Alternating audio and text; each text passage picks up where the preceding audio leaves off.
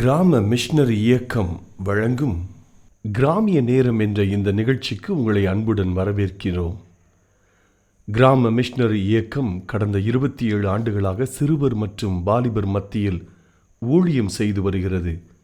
800க்கும் மேற்பட்ட மிஷனரிகளோடு தமிழ்நாட்டில் உள்ள 38 மாவட்டங்கள் உட்பட ஆந்திரா, ஒடிசா, கர்நாடகா, சத்தீஸ்கர், ஜார்க்கண்ட் மற்றும் மத்திய பிரதேசம் ஆகிய மாநிலங்களிலும் நற்செய்தி பணியை செய்து வருகிறது.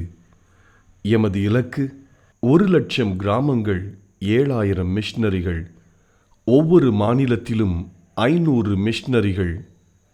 எமது தரிசனம் என் ஆட்டுக்குட்டிகளை மேய்ப்பாயாக என்ற வசனத்தின்படி கிராமங்களில் உள்ள சிறுவர் மற்றும் வாலிபர்களை கிறிஸ்துவுக்குள் வழிநடத்தி அவர்கள் மூலம் கிராமங்களை சுவிசேஷ மயமாக்குதல், சந்திக்கப்படும் சிறுவர் மற்றும் வாலிபர்களை நாளைய தலைவர்களாகவும் ஊழியர்களாகவும் உருவாக்குதல், ஒவ்வொரு கிறிஸ்தவரையும் ஆத்தும ஆதாயம் செய்கிறவராக மாற்றுதல்.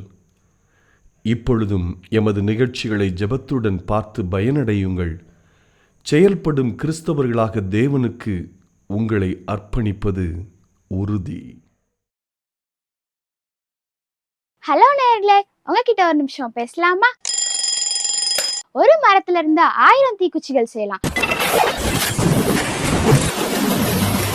ஒரே ஒரு தீக்குச்சி 1000 மரத்தையும் எரிச்சு போடும்.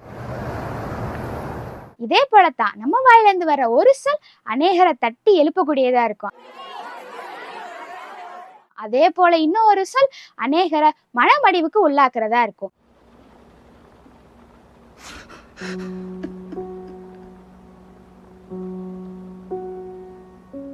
வேதத்துல கூட வாசிக்கிறோம், இனிய சொற்கள் தேன்கூடு போல் ஆத்மாவுக்கு மதுரமும் எலும்புகளுக்கு ஔஷதமுமா இருக்கிறதுன்னு நீதிமொழிகள் 16:24 வாசிக்கிறோம். நம்மளோட வார்த்தைகள் இனிமையாவும் ஔஷதம் போலவும் இருக்குதானே யோசிச்சு பாப்போமா?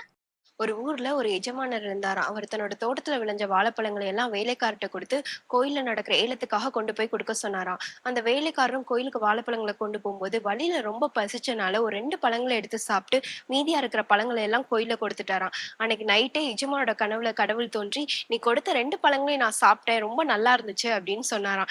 எஜமானருக்கு ஒரே குழப்பமா, நான் நிறைய பழங்களை கொடுத்தேனே, கடவுள் என்கிட்ட 2 பழங்கள் கொடுத்ததா சொல்றாருன்னு சொல்லிட்டு அடுத்த நாள் காலையில எஜமானர் கோபத்தோட வேலைக்காரர் கூப்பிட்டாராம்.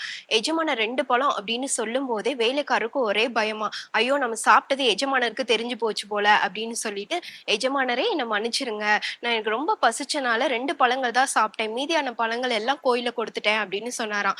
அப்புறம் தான் எஜமானருக்கு புரிஞ்சதா, இந்த ஏழை சாப்பிட்டு அந்த 2 பழத்தை தான் கடவுள் ஏற்றுக்கொண்டிருக்கிறாரு. நீங்க ஏழைகளுக்கு செய்யற உதவி கர்த்தருக்கு கொடுக்கறதுக்கு சமங்க. அதனால ஏழைகளுக்கு உதவி செய்யறதுல ஒருபோதும் சோர்ந்து போகாதீங்க. ஏசப்பா உங்களை நிச்சயமா ஆசீர்வதிப்பாரு.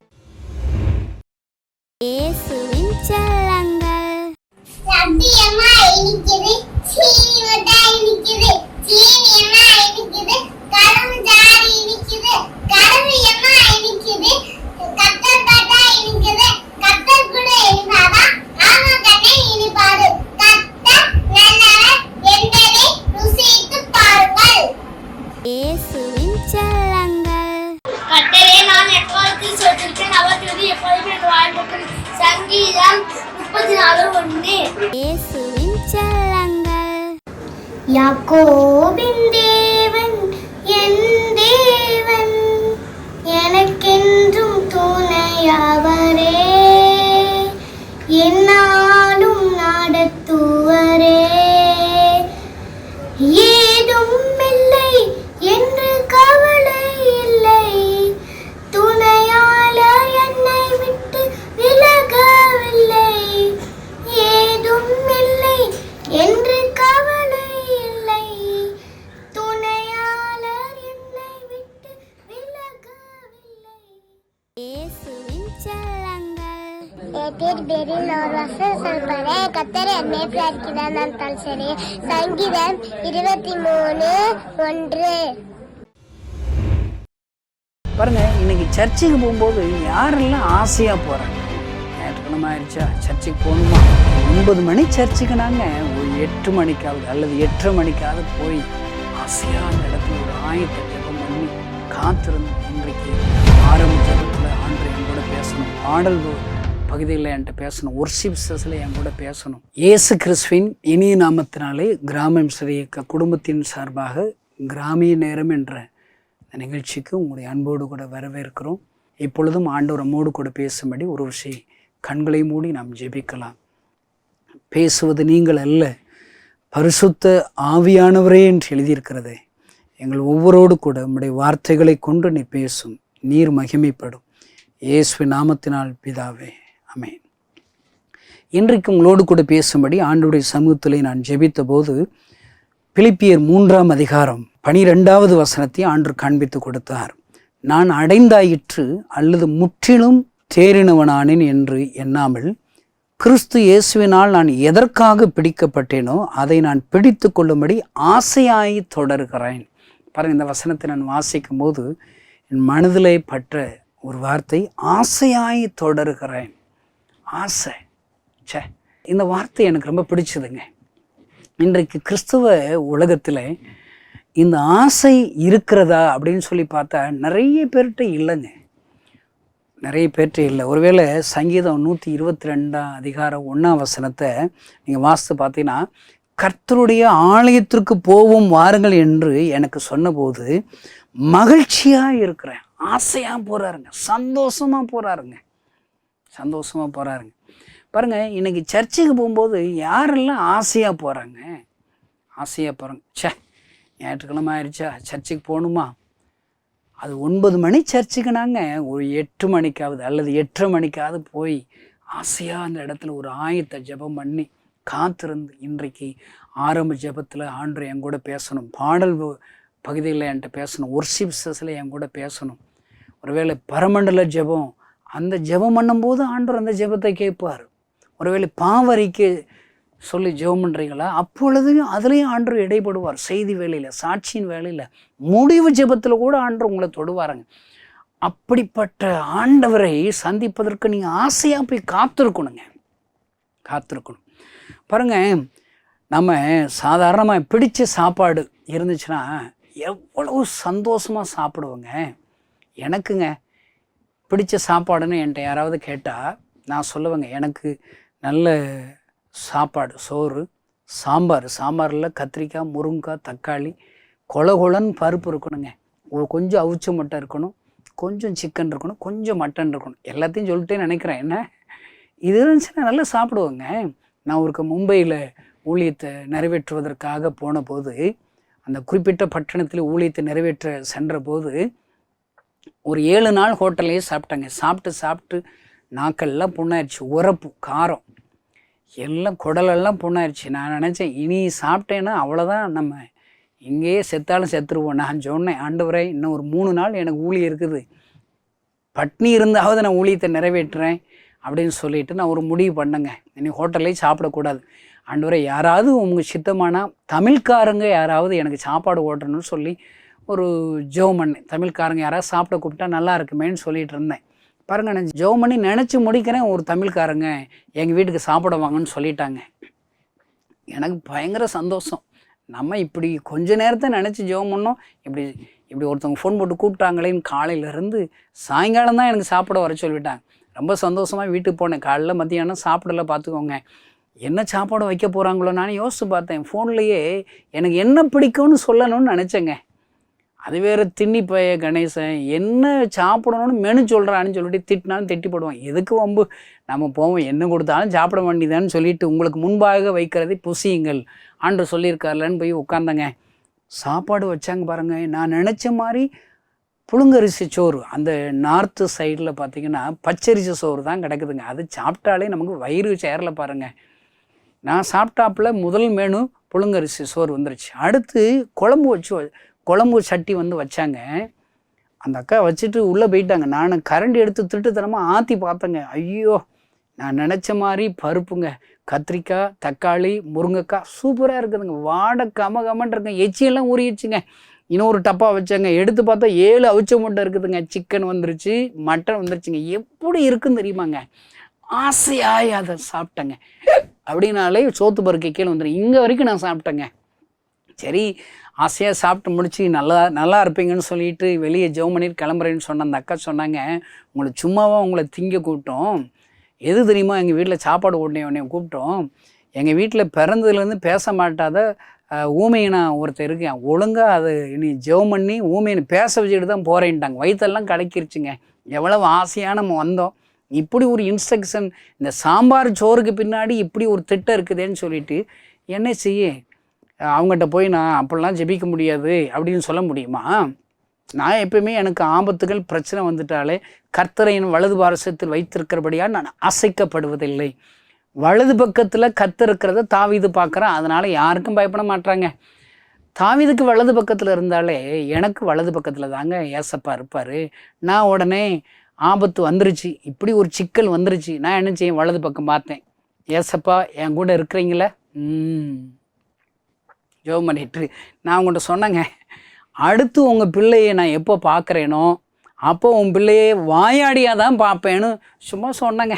சொல்லிவிட்டு சரி தம்பி நல்லதாக போச்சுன்ட்டு ஜெபம் பண்ணி என்னை அனுப்பி வச்சுட்டாங்க. பாருங்கள், அடுத்து ஒரு 4-5 மாதம் கழித்து மறுபடியும் அதே சர்ச்சில் என்னை பிரசங்கம் பண்ண கூப்பிட்றாங்க. எனக்கு யோசித்தோடனே அந்த அம்மா ஞாபகம் தான் வந்துச்சு. நம்ம வாட்டுக்கு இப்போ அடுத்து உங்களை பிள்ளையை பார்க்கும்போது அவனை வாயாடியாக தான் பார்ப்பேன்னு சொல்லிட்டோமே, திடீர்னு அவன் பேசாமல் இருந்துட்டானா நம்மளுக்கு வசவு பிச்சிருவாங்களே அப்படின்னு சொல்லிட்டு நான் யோசித்து பார்த்தேன். பொய் சொல்லவும் மனசில் எனக்கு அவங்க கேட்ட தேதி வேறு என்கிட்ட இருக்குது. யோசிச்சு பார்த்தேன், சரி நான் வர்றேன்னு சொல்லிட்டேங்க. நானும் மதுரை ஏர்போர்ட்டில் வெயிட் பண்ணுறேன், அடுத்து போய் அடுத்த ஏர்போர்ட்டுக்கு மெட்ராஸில் வெயிட் பண்ணுறேன், அடுத்து அவங்க போக வேண்டிய பட்டணத்தில் போய் இறங்கி ஏர்போர்ட்லேருந்து வெளியே போது என்னை வரவேற்று நல்ல காரில் கூப்பிட்டு போனாங்க. போகிற வழியில் கேட்டேன், பிரதர் நான் எங்கே தங்க போகிறேன்னு கேட்டேன். பிரதர் உங்களுக்கு போன வாட்டி ஒருத்தங்க சாப்பாடு கொடுத்தாங்களே, அங்கே தான் உங்களுக்கு தங்குற வீடு கொடுத்துருக்குறாங்க, அங்கே தான் நான் தங்கணுங்கிறாங்க. வயிற்றெல்லாம் கிடைக்கிருச்சுங்க. நைஸாக அந்த பையன்கிட்ட கேட்டேன், எனக்கு கூட வந்திருக்கிறவன்ட்ட, எப்போ அந்த வீட்டில் பேச மாட்டாத ஒரு பையன் இருந்தான், பேசிட்டானன்னு கேட்டேன். அவங்க சொன்னாங்க, தம்பி இந்த மீட்டிங்கை ஒழுங்கு செய்ய சொன்னதே அந்த குடும்பத்தார்கள் தான், ஏன்னா அவங்க உங்களுக்குரிய காணிக்க ரூபா, உங்களுக்குரிய டிக்கெட்டு, ஃப்ளைட் டிக்கெட்டு எல்லா ரூபாயும் அவங்களே தர்றேன்னு சொல்லி பாஸ்டர்கிட்ட சண்டை போட்டு அந்த தேதியை வாங்கியிருக்கிறாங்க. நான் கேட்டேன், அவனுக்கு என்னாச்சுங்க, நீ என்னைக்கு மீட்டிங் வர்றேன்னு சொன்னையோ அன்றைக்கி நைட்டு அந்த குட்டி தம்பி சாப்பிட்டுட்டு தூங்கியிருக்கிறான், காலையில் எந்திரிக்கும் போது பேசிகிட்டே எந்திரிச்சிருக்கிறான்னு சொன்னாங்க. அல்லேலூயா. பாருங்கள், இன்றைக்கும் ஆண்டவர் அற்புதம் செய்கிறவர். இந்த செய்தி கேட்ட உடனே பாருங்கள், எனக்கு மனசில் நம்ம ஆசையாக சாப்பிட போனோம், ஸ்தோத்திரம் பண்ணிக்கிட்டே ஆசையாக சாப்பிட்டோம், அதுலேயும் ஆண்டவர் வீட்டில் ஒரு அற்புதம் செய்கிறாரு. அருமையான தேவனுடைய பிள்ளைகளே, எதுவாக இருந்தாலும் சரிங்க, எனக்கு பிடிச்ச சாப்பாடை நான் ஆசையாக சாப்பிட்றலங்க, அதுபோல தாங்க ஆசையாக ஆண்டவரையும் நீங்கள் தொடரணுங்க. ஒரு கிறிஸ்தவரை பார்த்து நீ எப்படி இருக்க, எப்படி தம்பி இருக்க, எனத்தையோ இருக்கேன் தம்பி, எப்படி இருக்கக்கூடாதுங்க. வானத்திற்கு பூமிக்கு சகல அதிகாரம் படைத்த ஆண்டவர் உங்கள் பக்கத்தில் வச்சுக்கிட்டு நீங்கள் புலம்பலாமா? ஆண்டவர் என் கூட இருக்கிற கர்த்தருடைய கிருபையினால நான் நல்லா இருக்கிறேன், இப்படி சொல்லணுங்க, இப்படி சொல்லணும். பாருங்கள், எல்லாவற்றிலும் எதை செஞ்சாலும் ஆசையாக நம்ம செய்யணுங்க, ஆசையாக செய்யணுங்க. எனக்கு யாக்கோபு நினச்ச ஆச்சரியமாக இருக்குதுங்க. ஆதியாகமம் 29 அதிகாரம் 20வது வசனத்தை வாசித்து பார்த்தீங்கன்னா, அவன் 7 வருஷம் ராகேலுக்காக வேலை பார்க்குறாங்க. ஆனால் 7 வருஷத்தை அவன் சொல்கிற கன்ஃபெஷனை வாசி பார்த்தீங்கன்னா, ஐயோ ஆச்சரியமாக இருக்குது. உங்களுக்கு நான் வாசிக்கிறேன், கவனிங்களேன். ராகேலுக்காக 7 வருஷம் வேலை செய்தான், அவள் பேரில் இருந்த பிரியத்தினாலே அந்த வருஷங்கள் அவனுக்கு கொஞ்ச நாளாய் தோன்றிற்று. பாருங்க, ராகேல் மேலே ஆசை பிரியம் இருந்ததுனால 7 வருஷம் கொஞ்ச நாளாக தெரியுதாங்க. அவ்வளவு ஆடு மேய்க்கிறான், கடினமாக மாமனார் வீட்டில் உழைக்கிறான், 7 வருஷம் உழைக்கிறான். அவன் சொல்லும் போது கொஞ்ச நாளாக தான் தெரியுதுங்கிறான். ஏன்? அவங்க மேலே உள்ள ஆசை. அருமையான தேவனுடைய பிள்ளை, இதே ஆசை தாங்க நம்ம ஏசப்பா மேலே வச்சுருந்தீங்கன்னா எதுவுமே கடினமாக தெரியாதுங்க, லேசாக தெரியும். இன்னைக்கு 1 மணி நேரம் ஜெபம் பண்ணுங்கன்னு 1 மணி நேரமா இப்படி சொல்கிறோங்க. இல்லைங்க, ஜெபிக்கும் போது ஒரு ஆசையாக போகணும். நான் எப்பொழுதுமே என்னுடைய ஜெப நேரத்தில் நான் ஜெபிக்க செல்லும்போது நான் இரவு 12 மணிலேருந்து 3 மணி வரைக்கும் ஜெபிக்கணும்னு சொல்லி ஒரு இலக்கு வச்சுருப்பேன். சில நாட்கள் அதில் தவறி விடுவேன். சரி, ஓகே. பாருங்கள், 12 மணிக்கு ஏசப்பாட்டை நான் ஜெபிக்க போகிறேன்னா இரவு 10 மணிக்கு என் மனசு தேட ஆரம்பிச்சிடும். இன்றைக்கி ஏசப்பாவை பார்க்க போகிறோமே, 12 மணிக்கு ஏசப்பா பார்க்க போகணும், இன்னும் கொஞ்சம் நேரம் இருக்குது, இன்னும் கொஞ்சம் நேரம் இருக்குது. அன்றைக்கி ஃபுல் டே இன்றைக்கி ஏசப்பாட்ட நான் என்ன பேசணும், எதை குறித்து பேசணும் அதை நான் சொல்லுவேங்க, தயார் பண்ணுவேங்க. யாராவது ஃபோனில் ஜெப குறிப்பு சொல்கிறாங்கன்னு எழுதி வச்சுக்கிருவேன். வீட்டில் குழந்தை இல்லை எழுதி வச்சுக்கிருவேன். எங்கள் வீட்டில் வேலை இல்லாமல் இருக்கிறோம், எங்களுக்காக ஜெபம் பண்ணணும்னு எழுதி வச்சுக்கிருவேன். நான் சந்திக்கிற நபர்கள் யாராவது இருக்கிறான்னா அவங்க பேரை எழுதி வச்சுக்கிருவேன். அந்த நாள் முழுசும் என் ஆண்டவரை சந்திப்பதற்கு நான் ஆயத்தமாகிறேன் ஐயா, ஆயத்தமாகிறேன். இப்போ ஒரு பெரிய ஒரு அதிகாரி கலெக்டரை நீங்கள் பார்க்குறவங்களுக்கு நேரம் கொடுத்துருக்கிறார், எப்படி இருப்பீங்க? அதுக்கு முன்னாடி நல்லா நீட்டாக ட்ரெஸ் பண்ணி கலெக்டரை பார்க்க போகிறோம், நீட்டாக ட்ரெஸ் பண்ணணும், என்ன பேசணும், எப்படி பேசணும், எல்லாத்தையும் நீங்கள் எவ்வளோ ட்ரைனிங் எடுக்கிறீங்க. ஒன்றும் இல்லைங்க, நான் என் ஒய்ஃபு பொண்ணு பார்க்க போகும்போது நாள்லாம் எனக்கு தூக்கம் வரலைங்க. சர்ச்சு முடிஞ்சு பொண்ணை பார்க்கணுன்னு சொல்லிட்டாங்க. எனக்கு இருக்கிறது ஒரு பேண்ட்டு 2 சட்டைங்க. அதில் இருக்க 2 சட்டையில் எந்த சட்டையை போடணும், இதுவா அதுவா, இதை செலக்ட் பண்ணுறதுக்கு 2 மணி நேரம் ஆச்சுங்க. கடைசியாக ஒரு சட்டையை செலக்ட் பண்ணேன், ஒரு பேண்ட்டு தான் இருக்குது, நேரம்லாம் தேவையில்லை. பாருங்கள், அயன் பாக்ஸு எங்கள் வீட்டில் கிடையாது. இந்த தட்டில் தீ கங்கை போட்டு அந்த சூடு பண்ணி அப்படியே அயன் பண்ணுவாங்க பாரு, அப்படிலாம் அயன் பண்ணுங்க. எவ்வளவு கழுதையை சிங்காரிச்சா எப்படிங்க அது குதிரை ஆயிருமா? இந்த கழுதை கணேசங்கிற கழுதையை முடிஞ்ச அளவுக்கு சிங்காரிச்சு சர்ச்சுக்கு போனேன். எப்போடா அந்த சர்ச்சு முடியணும் உட்காந்து பார்த்தேங்க. பாருங்கள், எப்பயுமே நம்ம ஒரு சர்ச்சில், அந்த சர்ச்சில் 1/2 மணி நேரம் தான் பிரசங்கன்னு சொன்னாங்க. பாருங்கள், அன்னைக்குன்னு வந்த ஊழியக்காரர் பார்த்தீங்கன்னா ஒரு 1/4 மணி நேரம் கூட பேசிகிட்டு இருக்கேன். எனக்குன்னா கோபம், என்னடா அந்த ஊழியக்காரர் செய்தியை முடிக்க மாட்டுறாரு. ஏன்னா என் ஒய்ஃபை பார்க்கணுங்கிற ஆசைங்க. அருமையான தேவனுடைய பிள்ளைகளே, இன்றைக்கு இயேசுவை நீங்கள் சந்திக்கும்படி நீங்கள் சொல்லும்போது, ஜெபிக்கும்படி நீங்கள் சொல்லும்போது அந்த ஆசை உனக்கு இருக்கிறதா? அருமையான கிறிஸ்தவ நண்பர்களை, ஊழியக்காரர்களை, இன்றைக்கு ஆண்டவர் உங்களிடத்தில் விரும்புகிறது என்ன தெரியுமா? ஆசையாய் அவரை தொடர வேண்டும் ஐயா. ஜெப வாழ்க்கையில் ஆசையாய் தொடங்க வேண்டும். இன்னும் என்னுடைய வாழ்க்கையில் ஆண்டவர் கற்றுக் கொடுத்த ஒரு பெரிய ஒரு பாடம் பாருங்கள். வட மாநிலத்தில் என்னுடைய மிஷனரி பணித்தளத்துக்கெல்லாம் சென்றுட்டு ஒரு 10 நாட்களுக்கு பின்பாக எங்களுடைய ஊருக்கு நான் திரும்பி வந்தேன். வரும்போது மெட்ராஸில் வந்து இறங்கினேன். மெட்ராஸ்லேருந்து ட்ரெயின் டிக்கெட்டில் எனக்கு விருதுநகருக்கு பஸ்லையே கிளம்பி வந்தேங்க. வரும்போது எப்படா இந்த மதுரை வரும்னு சொல்லி ஒரு எதிர்பார்ப்பு. ஏன்னா இவ்வளோ நாள் கழித்து நான் வீட்டுக்கு போகிறோம், என்னுடைய மனைவியை பார்க்கணும். எனக்கு ஒரு முதல் குழந்தை, அவள் பேர் ஷேரன் லிடியா, அவளை நான் பார்க்கணும். அவள் ஒரு 3.5 வயசு நாள் இருக்கும். அவளுக்கு நான் சில பொம்மைகள் வாங்கி கூப்பிட்டு வந்தேன். அவள்கிட்ட இதை கொடுக்கும்போது எப்படி சிரிப்பா, என் பிள்ளை எப்படி பேசுவா, ஐயோ கற்பனை அப்படி ஓடுதுங்க. மதுரை வந்து இறங்கினேன். மதுரையிலேருந்து விருதுநகருக்கு பஸ் ஏறினேன். எப்படா விருதுநகர் வரும்? டிரைவர் மேலாம் திட்டு, ஏண்டா இந்த பஸ் ஸ்டாப்பில் நிற்கிற, ஏண்டா இப்படி உருட்டுற, வேகமாக போகக்கூடாதா, மனசுக்குள்ளேயே யோசித்து திட்டிகிட்டே வந்தேங்க. எங்கள் பஸ் ஸ்டாப்பில் இறங்கி எங்கள் வீட்டுக்கு கொஞ்சம் தூரம் நடந்து போனோம் பாருங்கள், என் கை காலெலாம் புல்லரிச்சிருச்சுங்க. ஐயோ என்ன சந்தோஷம் ஐயா, என்னுடைய மகளை பார்க்கும்போது ஆசை ஐயா. விளையாடினேன், அவருடைய மழலை பேச்சுகளை நான் கேட்டேன். பாருங்கள், அன்னைக்கு என்னுடைய மகளோடு எல்லா காரியத்தையும் சொல்லிட்டு என் மனைவி இடத்துல ஊழியத்தில் நடந்த அற்புதங்களை எல்லாம் ஆசையாய் சொல்லிட்டு அன்றைக்கு ஜெபிக்கும்படி நான் மொட்டை மாடியில் இருக்கிற இடத்திற்கு போய் முழங்கால் படிட்டு ஜெபிக்க ஆரம்பித்தா ஆண்டவர் என்னோடு கூட இடைபடுகிறார். என்ன பேசுகிறார் தெரியுமா? உன் மனைவி பிள்ளைகளை பார்ப்பதற்கு முன்பாக இருந்த அந்த ஆசை இப்போ என்ன பார்க்க வந்திருக்கிறியே உனக்கு இருக்குதான்னு கேட்குறாருங்க. பாருங்க, என் பிள்ளை கூட ஏசப்பா போட்டி போடுறார். அருமையான கிறிஸ்துவ நண்பர்களே, உனக்கு பிரியமானவர்களோடு எத்தனை ஆசையோடு நேரம் செலவழிக்கிறாய். ஆனால் உனக்காக ஜீவனையும் கொடுத்த, உன் பாவங்களுக்காக சிலுவையில் தண்டனை ஏற்றுக்கொண்ட இந்த இயேசுவுக்கு நேரம் செலவழிப்பதற்கு இன்று எத்தனை கவலைப்படுகிறாய். உனக்கு எவ்வளோ பாரமாக இருக்குதுங்க. ஏசப்பா கேட்குறாரு, என்னை ஆசையோடு என்னிடத்தில் பேச வந்திருக்கிறாய். நான் அழுது விட்டேன். ஆண்டவரே என்னை மன்னிங்க, என்னை மன்னியும் ஆண்டவரே. ஆசையா ஜெபம்ல ஜெபத்தை வேலையாக தான் செய்ய வந்திருக்கிறேன் என்று சொன்னேன். அன்றைக்கு நான் ஆண்டவர் சமூகத்தில் ஒப்பு கொடுத்தேன். ஆண்டவரை, இந்த நாளிலிருந்து எப்பொழுது நான் உம்மை சந்திக்க வந்தாலும் ஆசையாய் உம்மிடத்தில் நான் பேச விரும்பேன். அருமையான தேவனுடைய பிள்ளைகள், இன்றைக்கும் என்னுடைய ஜெப நேரத்தில் ஆசையாய் நான் ஜெபிக்கிறேன். ஜெபிக்க தொடங்குகிற அந்த வேலையில் நான் என்ன தெரியுமா சொல்லுவேங்க? ஏசப்பா, உங்கள் பிள்ளை வந்திருக்கிறேன், உங்கள் செல்ல பிள்ளை கணேசன் வந்திருக்கிறேன்னு சொல்லுவேங்க. ஐயோ, என் ஆண்டவருடைய பிரசன்னம் என்னை நிரப்புகிறது ஐயா. ஆண்டவர் என்னை தொடுகிறது என்னால் உணர முடிகிறது. சில நேரம் மனதில் அநேக வேதனைகள் நிமித்தமாக, அநேக பண நெருக்கத்தின் நிமித்தமாக, ஊழியத்தில் உள்ள பாடுகள் நிமித்தமாக, அவமானத்தின் நிமித்தமாக காயப்பட்டு கண்ணீரோடு கூட நான் அப்படியே சமூகத்தில் போய் நிற்பேன். ஆனால் ஏசப்பா உங்கள் பிள்ளை வந்திருக்குன்னு சொன்ன உடனே அவர் வருவார், என்னோடு கூட அவர் இடைபடுவார், ஆசையாய் என்னை ஆற்றி தேற்றுவார் ஐயா. அருமையான தேவனுடைய பிள்ளைகளை, இன்றைக்கு உங்களுடைய ஜெப வாழ்க்கை எப்படி இருக்கிறது? ஜெபத்தை வேலையாக செய்கிறீர்களா, கடமைக்காக செய்கிறீர்களா? இன்றைக்கு ஆண்டவர் உங்கள்கிட்ட பேசுகிற என்ன தெரியுமா? ஆசையாய் என்ற ஜெபிக்க வருவையாப்பா, ஜெபிக்க வருவையா. அருமையான தேவனுடைய பிள்ளைகளை, இன்றைக்கு ஆண்டவரால் தெரிந்து கொள்ளப்பட்ட ஒவ்வொரு பிள்ளைகளும் ஜெபத்தை ஆசையாக செய்ய ஆரம்பிச்சுட்டான். ஆண்டவருக்கு பிடித்த பிரகாரம் செய்ய ஆரம்பிச்சிட்டேன். எவ்வளோ பெரிய எழுப்புதல் வந்துடுங்க. பைபிள் வாசித்தாங்க, ஏதோ ஒரு கதை மாதிரி வாசிக்கக்கூடாதுங்க.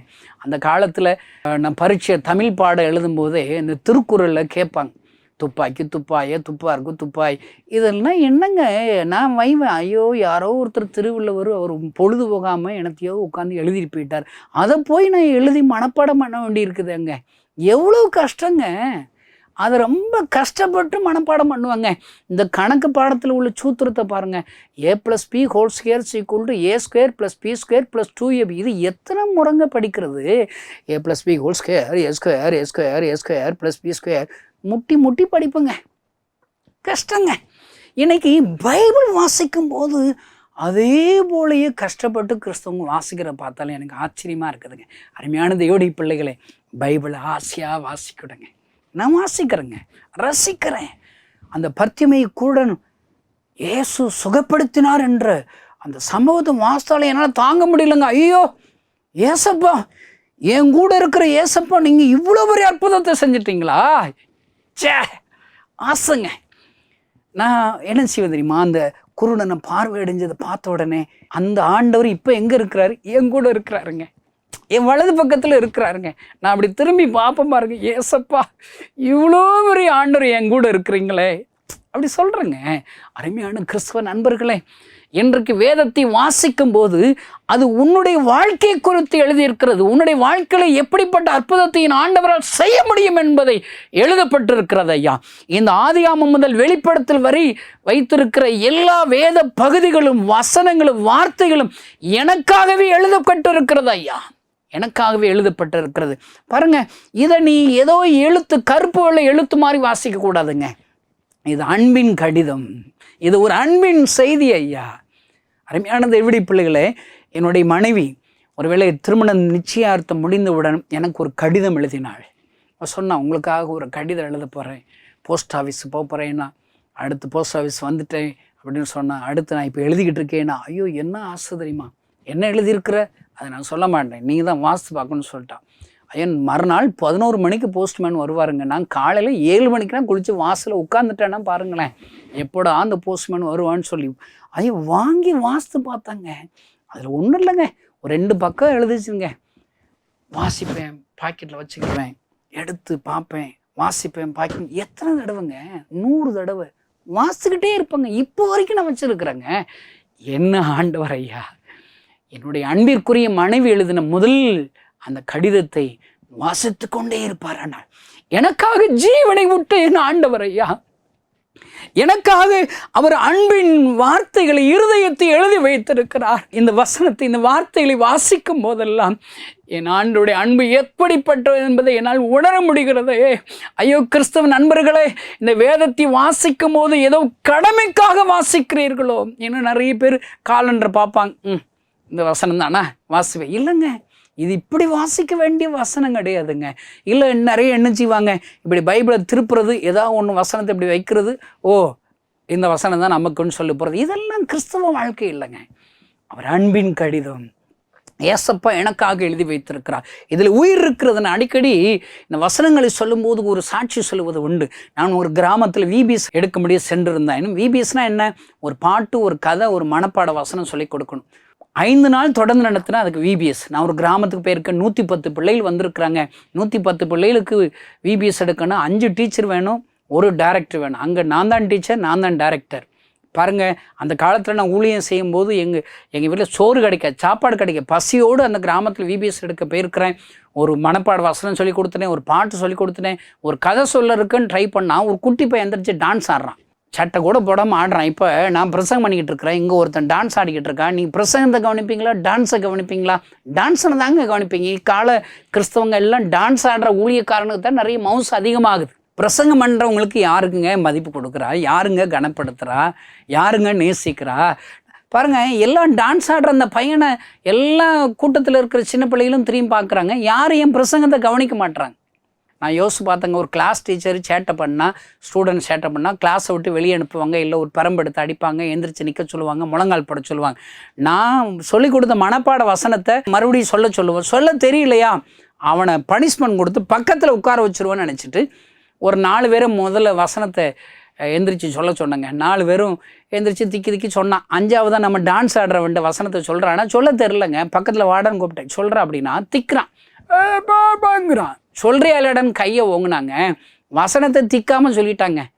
பரவாயில்லையாடா, டான்ஸ் ஆடினாலும் வசனத்தை நல்ல சொல்கிறியாடான்னு கும்பிடு போட்டு இனிமேல் ஆடாதரா, பசிக்குதுரா, மீட்டிங் முடிஞ்சோன்னே ஆடுறான்னு சொல்லி பக்கத்தில் உட்கார வச்சுட்டேங்க.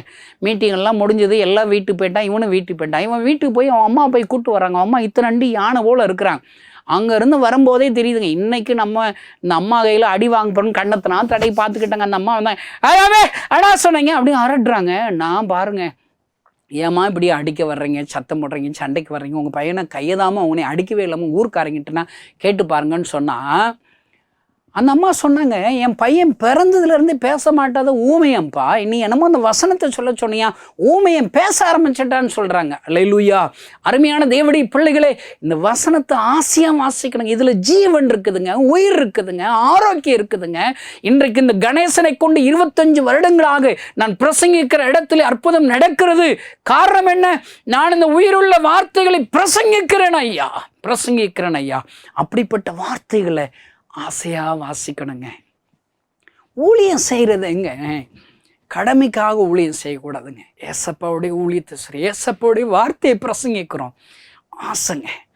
நான் ஒவ்வொரு நாளுங்க காலையில் எழுந்திரிச்சு இரவு வர எனக்கு சரீரத்தில் பலன் இருக்கிறவரை என் அப்பாவிற்கு ஊழியம் செய்கிறேன். கொஞ்சம் நேரம் இருக்குதா, ஒரு ஆட்டோ ஸ்டாண்டில் போய் ஒரு சிலரை பார்த்துடலாமா, கொஞ்சம் நேரம் இருக்குதா, ஒரு கிராமத்துக்கு போயிடலாமா, கொஞ்சம் நேரம் இருக்குதா, ஐயோ அந்த ஆஸ்பத்திரிக்கு போய் ஏசப்பா பற்றி சொல்லிடலாமே, ஒருவேளை இரவில் நைட்டில் ஏதாவது கொஞ்சம் நேரம் இருக்குதா, அங்கே ஏடிஎம்மில் இருக்கிற ஒவ்வொரு செக்யூரிட்டிக்கு ஏசப்பா பற்றி சொல்லிடலாமே. நான் ஒவ்வொரு நாளும் ஆசையாய் ஊழியம் செய்கிறேன் ஐயா. என் அப்பா ஏசப்பா எனக்கு உயிர் கொடுத்திருக்கிறார், அற்புதம் செய்திருக்கிறார். இன்றைக்கு நான் ஊழியம் செய்வதற்கு காரணம் என்ன? இயேசுடைய ஊழியத்தை ஆசையாக செய்வதற்கு காரணம் என்ன? நான் ஒரு நாள் மரண தேதி எனக்கு முன்குறிக்கப்பட்டு டாக்டர்களால் கைவிடப்பட்டேன். இனி அவ்வளவுதான், நீங்கள் இறந்து விடுவீர்கள் என்று சொல்லி என்னை தள்ளிவிட்டார்கள். ஆனால் எங்கெங்கோ போய் ஒரு காரணம் இல்லாதபடி, மாற்றம் இல்லாதபடி சாகிற நிலைமையில் இயேசுவிடத்தில் நான் அழுது ஜெபித்தேன். இந்த இயேசு கிறிஸ்து என்னை தொட்டார், என் வியாதியை சுகமாக்கினார் ஐயா, என் கண்ணீரை துடைத்தார் ஐயா, கண்ணீரை துடைத்தார். அதனால் இந்த ஆண்டவர் கைகள் என் வாழ்க்கை உண்மையாக அர்ப்பணித்திருக்கிறேன். அருமையான கிறிஸ்துவ நண்பர்களே, இந்த செய்தியை கேட்கிற உங்கள் வாழ்க்கையில் நீங்கள் ஆசையாக நீங்கள் ஊழியம் செய்ய வேண்டும். எதற்காக? ஆசையாய் அவரிடத்தில் ஜெபிக்க வேண்டும். எதற்காக? ஆசையாய் அவருடைய வேதத்தை வாசிக்க வேண்டும். எதற்காக? ஆண்டவர் உனக்காக மரித்திருக்கிறார், உன் பாவத்தை அவர் சிலுவையில் ஏற்றுக்கொண்டிருக்கிறார், உனக்காக உயிரோடு கூட எழுந்திருக்கிறார் ஐயா. இன்றைக்கும் நீ அழும்போது உனக்காக அவர் அழுது கொண்டிருக்கிற ஆண்டவர் என்பதை நான் ருசி பார்த்திருக்கிறேன் ஐயா. பாருங்கள், ஒரு முறை ஒருவேளை இயேசுதான் என்னை சுகமாக்கினார் என்பதற்கு என்ன நிச்சயம் என்று அவரை மறுதலித்து விட்டேன், சந்தேகப்பட்டு விட்டேன், எல்லா பாவ வாழ்க்கையில் அடிமையாயிட்டேன். ஆனால் ஆண்டவர் என்னை கைவிடலைங்க. ஒரு நாள் அதிகாலை வேளையில் ஒரு பாழடைந்த கட்டிடத்தில் தூங்கி எந்திரிச்சு வீட்டிற்கு போக வேண்டும் என்ற ஆயத்தத்தோடு இருந்தபோது பூற்றின அறைக்குள்ளாக ஒரு மனிதரை பார்த்தேன். அவர் யார் என்று தெரியாது, வெண்ணாடி அணிந்தவராய் அழுது கொண்டே இருந்தார். அவர் அழுகும்போது தன் பாரங்களை சொல்லி சொல்லி அழுகிறார். நானே தேவன், என்னை தவிர வேறு தேவர்கள் இல்லை, நான் இந்த ஜனங்களுக்காக பரிதபிக்கிற, என்னால் படைக்கப்பட்ட என் ஜனங்கள் இவளை ஆசீர்வதிக்க விரும்புகிறேன், சந்தோஷம் தர விரும்புகிறேன், சமாதானம் தர விரும்புகிறேன், வியாதிகளை சுகமாக்கும்படி விரும்புகிறேன். ஆனால் யாருமே என்கிட்ட வரலையே, என்னாலே இல்லாமல் எங்கோ போய் கொண்டே இருக்கிறேன் என்று சொல்லி அழுது கொண்டே இருந்தார் ஐயா. அவர் அழும்போது நானும் அழ ஆரம்பித்தேன். அழுகிற சத்தம் பக்கத்தில் உள்ள ஒரு அம்மாவை கேட்டு அவர்கள் வந்து கதவை தட்டும் போதுதான் நான் அழுது கொண்டே இருக்கிறேன் என்று எனக்கு தெரியும். பார்த்தால் அந்த மனிதரை காணவில்லை, மறைந்து விட்டார். என் மனதில் இருக்கிற யார் அவர்? உலகத்தில் உள்ள எல்லா ஜனங்களுக்காக அழுது கொண்டே இருக்கிறாரே, யார் அவர் என்ற கேள்வியோடு இருந்தபோது ஒரு நாள் பைபிள் படிக்கிற ஒரு சகோதரி சந்தித்து அவரிடத்தில் கேட்டபோது அவர் சொல்லி கொடுத்தார், உலகத்தில் உள்ள எல்லா ஜனங்களுக்காக ஒரு மனிதர் அழுகிறார் என்றால் அவர் ஒரு மனிதர் அல்ல, அவர்தான் இயேசு கிறிஸ்து என்று எனக்கு சொல்லி கொடுத்தார். எனக்கு உயிர் கொடுத்த ஆண்டவர், என் கண்ணீரை துடைத்த ஆண்டவர் கண்ணீர் வடிக்கிறாரா? அவரை அறியாத ஒவ்வொரு ஜனங்களுக்காக அழுது கொண்டு இருக்கிறாரா? நான் அவருடைய கண்ணீரை துடைக்கட்டும், நான் அவருடைய ஊழியத்தை செய்யட்டும் என்று சொல்லி என் வாழ்க்கையை அர்ப்பணித்தேன். ஐயா, ஒவ்வொரு நாளும் நான் காலை எழும்பும்போது இயேசு எனக்கு இன்னொரு நாள் உயிரை கொடுத்திருக்கிறார். அவருடைய கண்ணீரை துடைக்கும் போது இன்னும் ஒரு நாளை தருணமாக கொடுத்திருக்கிறார். காலை எழும்பதிலிருந்து ஆசையாய் அவருடைய ஊழியத்தை செய்கிறேன். அவருடைய கண்ணீரை துடைக்கும்படி என் வாழ்க்கையை அர்ப்பணித்திருக்கிறேன். அருமையான கிறிஸ்துவ நண்பர்களே, உங்களுடைய ஜெப வாழ்க்கை எப்படி இருக்கிறது? உங்களுடைய வேத வாசிப்பு எப்படி இருக்கிறது? உங்களுடைய ஊழிய பாதைகள் எப்படி இருக்கிறது? ஐயா, எப்படி இருக்கிறது பாருங்க. எனக்கென்று கொடுக்கும் போதைங்க ஆசையாக கொடுக்கணுங்க. ஐயோ, பணம் போதே, நான் சம்பாதிச்ச பணம் போதே ஒரு மிஸ்டரிக்கெல்லாம் காணிக்க கேட்குறாங்க, இவ்வளோ ரூபால கேட்குறாங்க. இப்படியெல்லாம் நீங்கள் கொடுக்கக்கூடாதுங்க.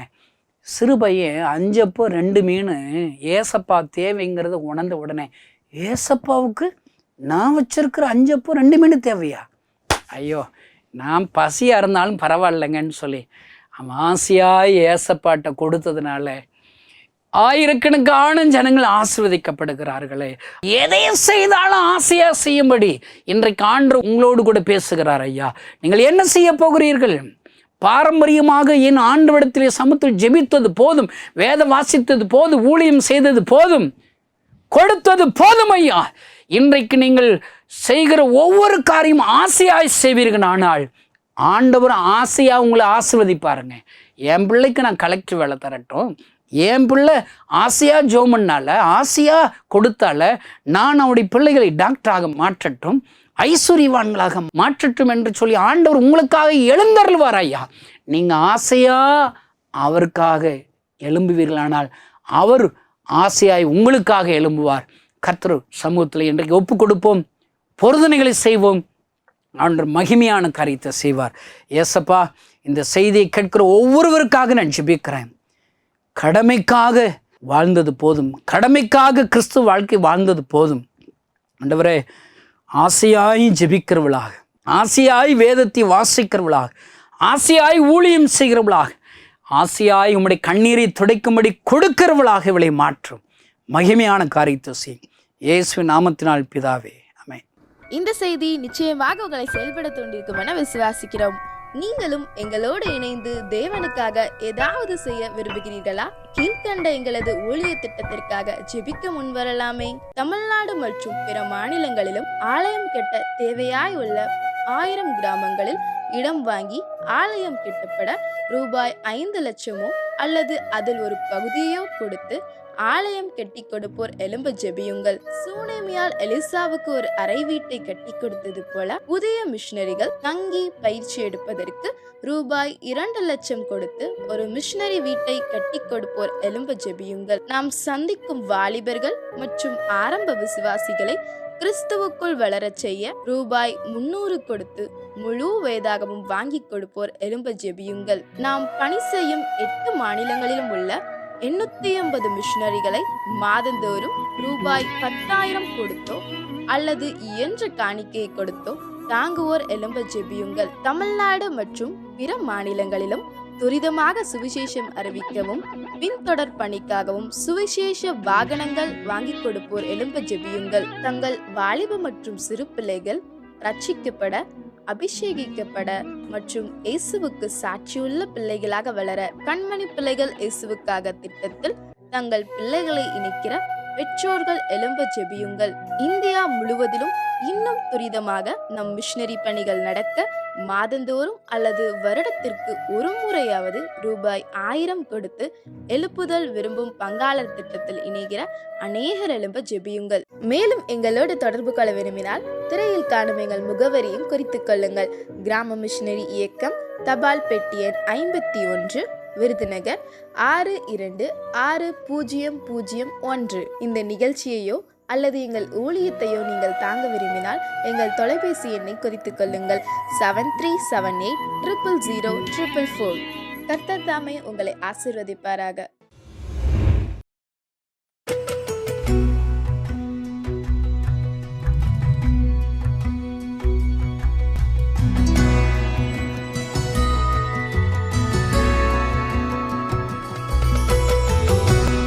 பிரைஸ்லோ ஆண்டவராகிய இயேசு கிறிஸ்துவனுடைய இனிய நாமத்தினால அன்பின் வாழ்த்துக்களை தெரிய வைக்கிறோம்.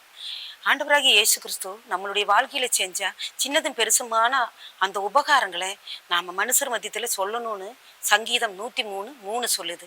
அவர் செய்த உபகாரங்களை மறக்காதீர்கள்.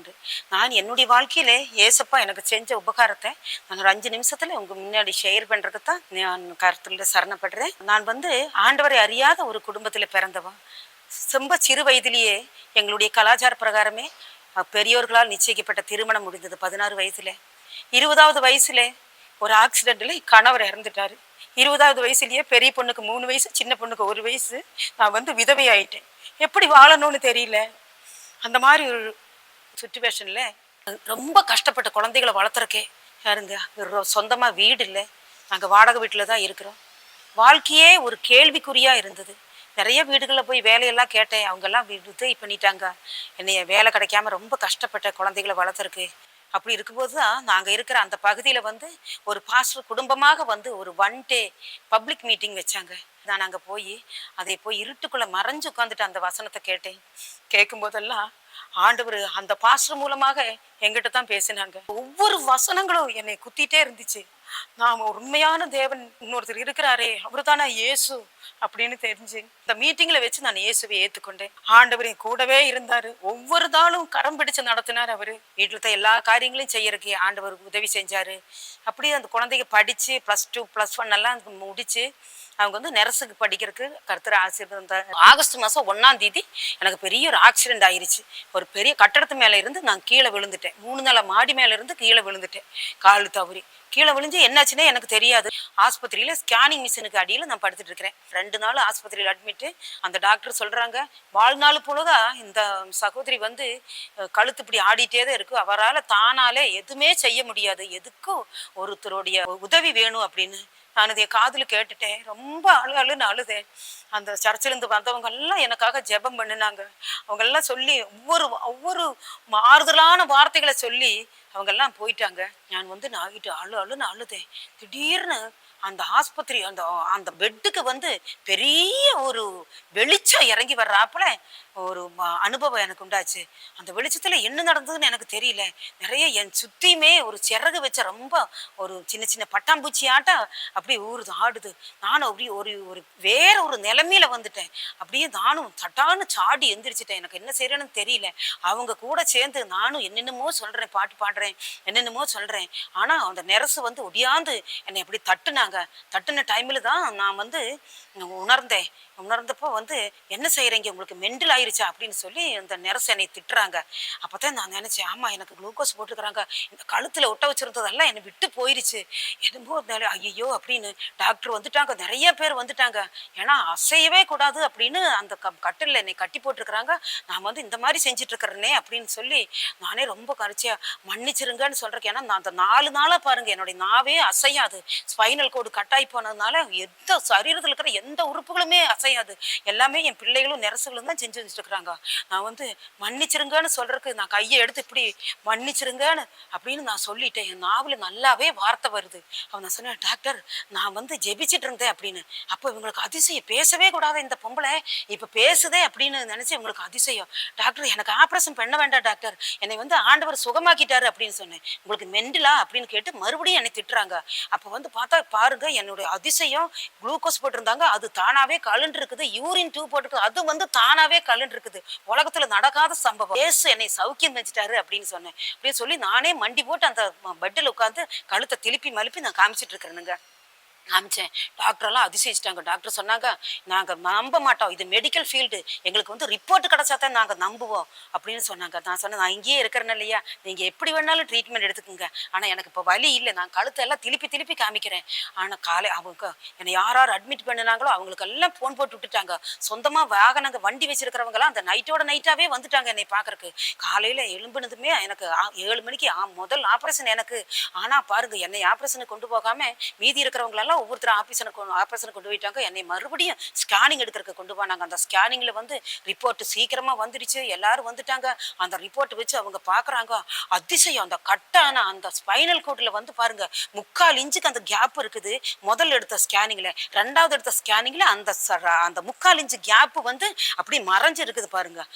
அந்த டாக்டரே சொன்னாங்க, இவ்வளவு அதிசயம் நான் எத்தனையோ வருஷங்களா நாங்க இந்த மெடிக்கல் ஃபீல்டுல இருக்கிறோம், ஆனா இந்த மாதிரி ஒரு அதிசயம் நடந்தது நாங்க பார்த்தது இல்லை அப்படின்னு. நீங்க நம்புற இந்த தேவன் உண்மையான தேவனா இருந்தா நாங்களும் நம்புறோம் அப்படின்னு சொன்னாங்க. காத்துட்டு இருக்கிற அத்தனை பேருக்கும் அது ஒரு பெரிய சாட்சியா இருந்துச்சுங்க. அது வரைக்கும் 4000 ரூபாய் செலவா இருந்தது அந்த ஆஸ்பத்திரியில. அந்த டாக்டர் அதையும் கூட எங்களுக்கு திருப்பி தந்துட்டாங்க. நீங்க 6 மாசம் உங்களுக்கு டைம் தரேன், எதேச்சும் பிரச்சனை வந்ததுன்னா நீங்க வாங்க, உங்களுக்கு இலவசமா அந்த ஆபரேஷனை நான் செஞ்சு தரேன், எந்த காசும் நீங்க கொடுக்க வேண்டாம் அப்படின்னு சொல்லி அந்த 4000 ரூபாயும் எங்களுக்கு திருப்பி தந்து எங்களை வீட்டுக்கு அனுப்பிட்டாங்க. வீட்டுக்கு வந்துட்டேன். வீட்டுக்கு வந்து எவ்வளவோ ஜனங்க கூட்டம் கூட்டமா வர்றாங்க. ஏன்னா என்னுடைய வாழ்வே முடிஞ்சது அப்படின்னு பார்த்துட்டு இருக்கிறவங்க நிறைய இருக்கிறாங்க. ஆனா அது வரைக்கும் நான் எனக்கு ஏசப்பாவுக்கு ஏதாச்சும் செய்யணும், ஊழியம் செய்யணும்னு எனக்கு எந்த திட்டமும் இல்லை. எப்படியோ என் பிள்ளைகளை வளர்த்தணும், அவங்களை படிக்க வைக்கணும், அவங்கள கல்யாணம் முடிக்கணும் அப்படின்னு ஒரு திட்டம் மட்டும்தான் இருந்துச்சு. அந்த படுக்கையில படுத்து நான் ஏசப்பா கிட்ட சொன்னேன், அப்பா நீங்க இவ்வளவு பெரிய காரியத்தை எனக்கு செஞ்சு தந்திருக்கிறீங்களே, நான் உங்களுக்காக ஊழியம் செய்ய என்னை ஆயத்தப்படுத்துங்கன்னு நான் அந்த படுக்கையில நான் சொன்னேன். எதுக்காக ஏசப்பா என்னோட வாழ்க்கையில இவ்வளவு இதா செய்யறாங்கன்னு எனக்கு தெரியல. எல்லாம் முடிச்சு என் கணவரும் இறந்துட்டாரு. நான் தனியாயிட்டேன். நான் நினைச்ச, ஆண்டவரே உங்களுக்காக ஊழியம் பண்ணணும், எப்படி பண்ணணும், என்ன செய்யணும்னு எனக்கு தெரியாது அப்படின்னு. ஆண்டவர் எனக்கு தந்த ஆரோக்கியத்துல பாருங்க, முன்ன செஞ்சதை விட நல்ல ஆரோக்கியத்திலேயே நான் எல்லா வேலையும் ஓடி ஓடி செஞ்சுட்டு இருந்தேன். அன்னையிலிருந்து 2022 ஜூன் மாசம் 27ஆம் தேதி இங்க வந்தேன். அன்னையிலிருந்து இந்த கிராம மிஷனரி இயக்கத்துல ஒரு ஊழியம் செய்யறேன். ஆண்டவர் பெரிய காரியத்தை செய்யறாங்க. என்னை ஆசீர்வதிச்ச ஆண்டவர் நிச்சயமாகவே பாருங்க உங்களையும் ஆசீர்வதிப்பதை பார்க்கிற ஒவ்வொருத்தர்களுக்கும் இது ஒரு பெரிய சாட்சியாக இருக்கட்டும், இது ஒரு ஆசீர்வாதமாக இருக்கட்டும். நீங்களும் ஏதாச்சும் காரியத்தை ஆண்டவருக்காக செய்யுங்க. இந்த சாட்சி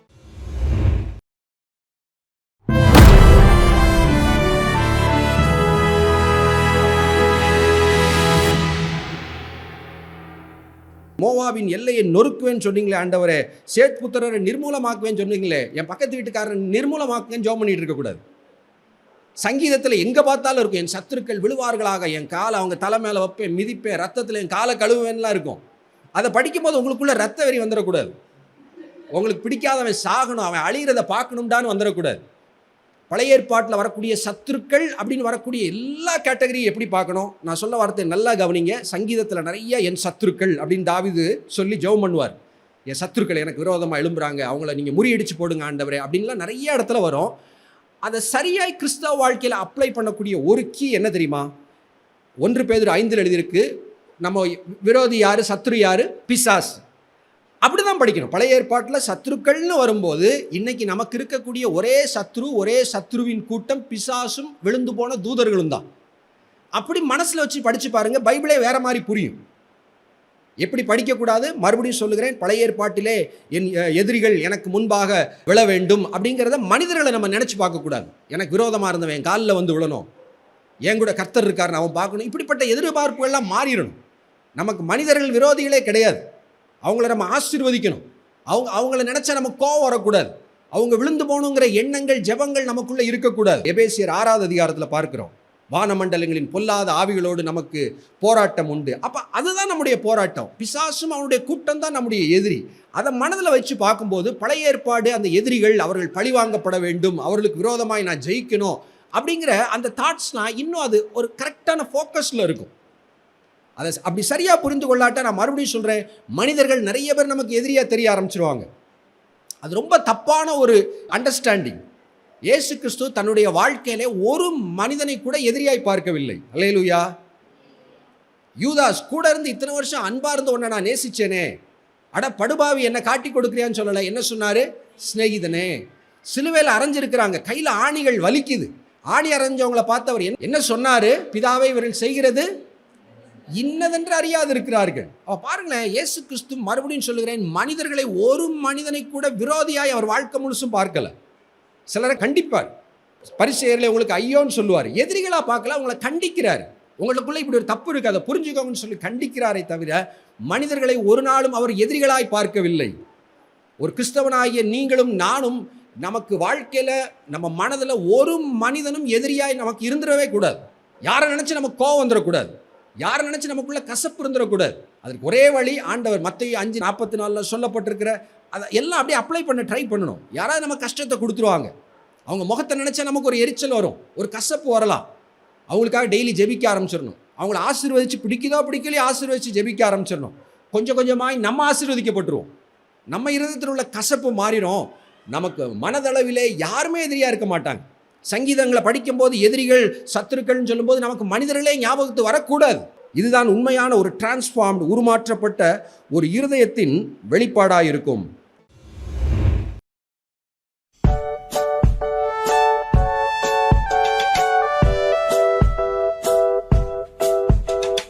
பிரைஸ் லார்ட். இன்றைக்கும் கூட நம்ம ஒரு சின்னதான ஒரு இங்கிலீஷ் சாங்கு கற்றுக்க போகிறோம். ஓகேவா? அக்கா பாடுறேன், நல்லா கவனமாக கவனிக்கணும். அப்போ அந்த பாட்டோடைய வரிகளை சொல்லித்தரேன், அடுத்து அதோடைய ஆக்ஷனை சொல்லித்தரேன். ஓகேவா? நல்லா கவனிங்க. If I had a black little box I will put Satan in and take him out and punch and put him back again. If I had a white little box, I will put Jesus in and take him out and kiss and put him back again. If I had a black little box, I will put Satan in and take him out and punch and put him back again. If I had a white little box, and I will put Jesus in and take him out and kiss and put him back again. ஒருவேளை என்கிட்ட கருப்பு பெட்டி இருந்துச்சுன்னா அதில் நான் என்ன வைப்பேன்? சாத்தானை வைப்பேன். அவனை எடுத்து என்ன செய்வேன்? அவனை விட்டுருவேன். அடுத்து என்கிட்ட ஒயிட் கலர் பாக்ஸ் இருந்துச்சுன்னா யாரை வைப்பேன்? ஜீசஸை வைப்பேன், ஏசப்பா வைப்பேன். எடுத்து அவரை நான் என்ன செய்வேன்? கொஞ்சுவேன் அப்படின்னு சொல்லி இந்த பாட்டு சொல்லுது. சரிங்களா? இது என்ன?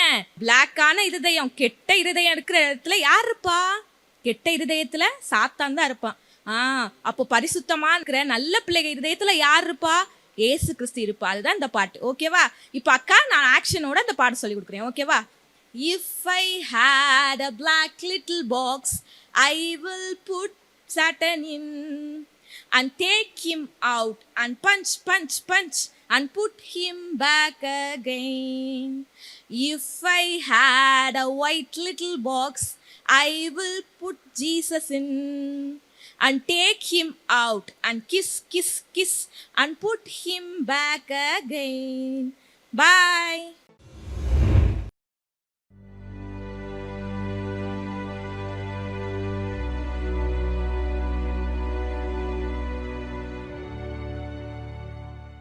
கிராம மிஷனரி இயக்கத்தின் சார்பாக அன்பின் நல்வாழ்த்துக்கள். இன்னைக்கு கூட நம்ம ஒரு மிஷனரி ஸ்டோரியை பார்க்க போகிறோம்.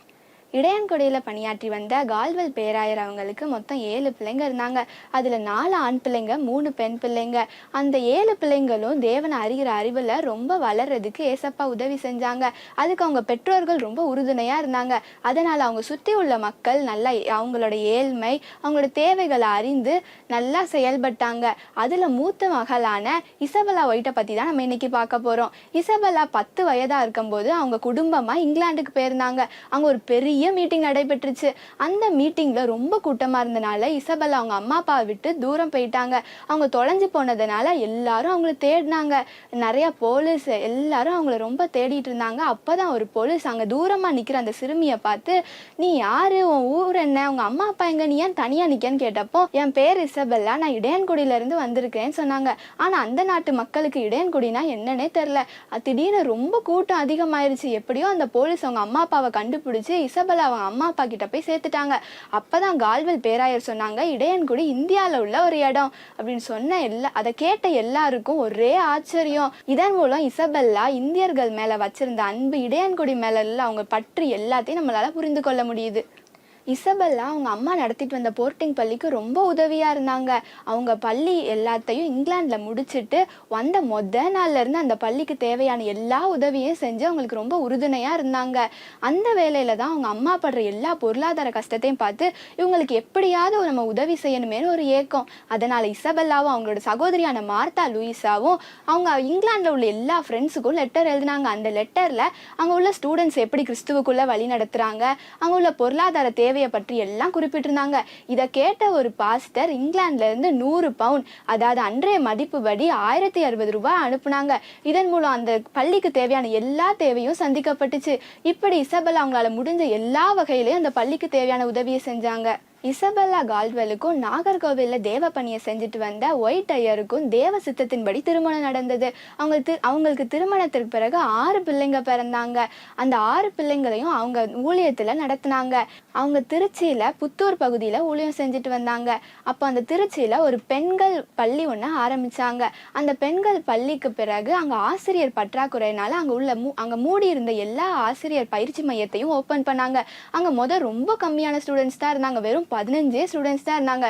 அடுத்து எப்படியோ அங்கே 36 ஸ்டூடெண்ட்ஸ் சேர்ந்தாங்க. அங்கே ஆசிரியர் பணிக்கு தன்னார்வமாக வந்து எல்லாரையும் கூட்டிட்டு வந்து அவங்களுக்கு பயிற்சி அளித்து ஆசிரியராக பணியாற்ற உதவி செஞ்சாங்க. இதனை அடுத்து இன்னும் சில ஆண்டுகள்லேயே ஆண்கள் போர்ட்டிங் பள்ளியும் உருவாக்குனாங்க. இந்த பள்ளி தான் இப்போ பிஷப் ஹீபர் பள்ளியா உயர்ந்திருக்குது. நவம்பர் 1ஆம் தேதி சகல பரிசுத்தவான்களின் ஆலயத்தை இசபெல்லா அம்மா வந்து நிறுவினாங்க. அதுக்கு அஸ்திபாரம் போட்டு அதுக்கான ஆராதனையை ஒயிட் ஐயர் நடத்தினாங்க.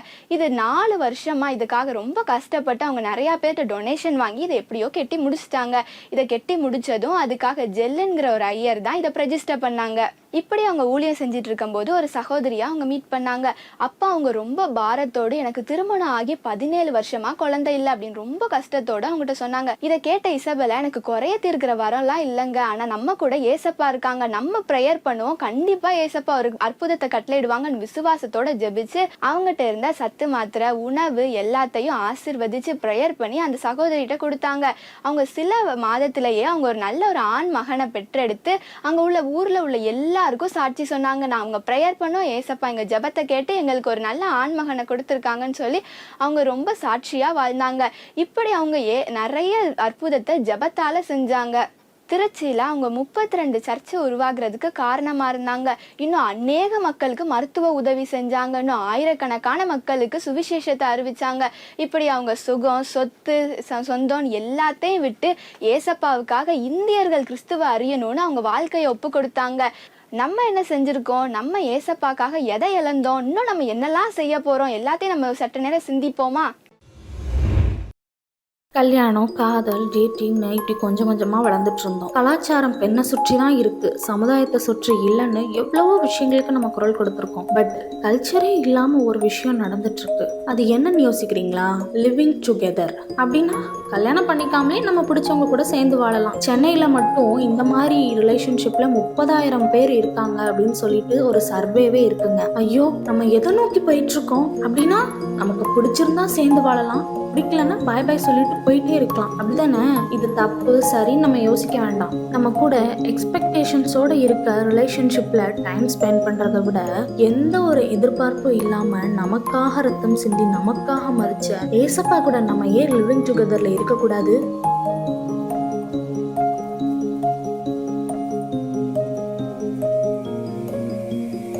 இது தப்பு தான், ஓரளவுக்கு தப்பு தான். கல்ச்சரை பொறுத்த வரைக்கும் அது தப்பு. அது தப்பு ப்ரோ, தப்பு 100% தப்பு, 100% தப்பு. அது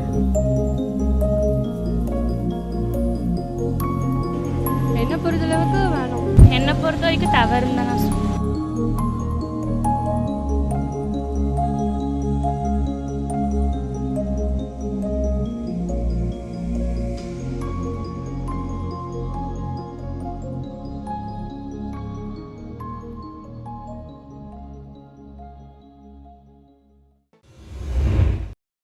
தேவனுக்காய் ஏதாவது ஒரு ஊழியம் செய்ய வேண்டும் என்று விரும்புகிற உங்களுக்கு ஓர் நற்செய்தி.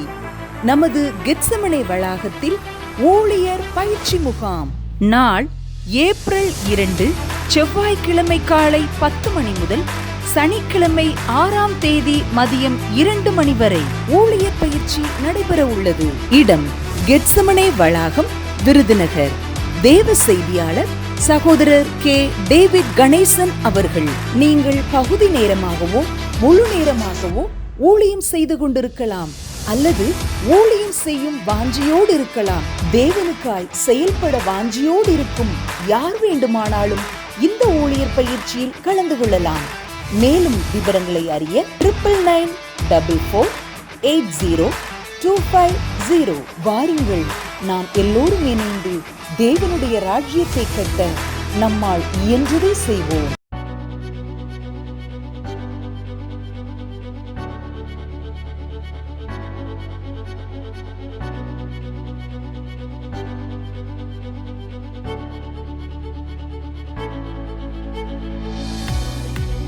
நமது மேட்டுப்பாளையத்தில் கிராம மிஷனரி இயக்கம் நடத்தும் உபவாச கூடுகை நாள் ஏப்ரல் 6ஆம் தேதி சனிக்கிழமை அன்று. நேரம் காலை 9:30 மணிக்கு. தேவ செய்தியாளர் சகோதரர் கே. டேவிட் கணேசன் அவர்கள். இடம் சர்வவல்ல தேவ சபை, நலம் ஆயில் ஸ்டோர் பின்புறம், குட்டையூர் பஸ் ஸ்டாப், மேட்டுப்பாளையம். வாருங்கள், ஒன்றிணைந்து ஜெபிப்போம், எழுப்புதலை காண்போம். மேலும் தொடர்புக்கு கிராம மிஷனரி இயக்கம், கோவை 89-034-30-962 63-792-49135. நமது கோத்தகிரியில் கிராம மிஷனரி இயக்கம் நடத்தும் எழுப்புதல் விரும்புவோர் முகாம் நாள் ஏப்ரல் 6ஆம் தேதி சனிக்கிழமை அன்று. நேரம் மாலை 6 மணி முதல் 8:30 மணி வரை. தேவ செய்தியாளர் சகோதரர் கே. டேவிட் கணேசன் அவர்கள்.